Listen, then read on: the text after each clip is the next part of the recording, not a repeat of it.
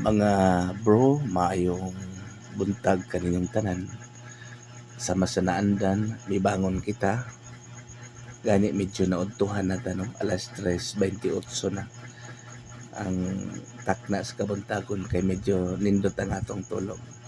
Apan bisan pa man, dili ato kalimtan ang pagpasalamat sa Dios sa tanang mga butang ngayang gihimo sa atong kinabuhi. Labi na gyud ang paghatag natog laing kahigayunan, laing adlaw nga kita mabuhi aron maghimog mga butang nga iyang ikalipay, ikahimaya niya. Mao na nga nining kamuntagon atong pasalamatan sa tanang butang nga atong nadawat. Labi na sa mga financial, sa mga material nga mga butang atong nadawat gikan kani. Sa tanang butang, maayong mga butang nga atong nadawat. Sa pamilya, sa kabataan, labi na ang good health nato, dili ginato kalimtan. Kana lang, hinaut nga ikaw, before you talk to anyone, talk first to your Creator. God bless and more power nining adlaw.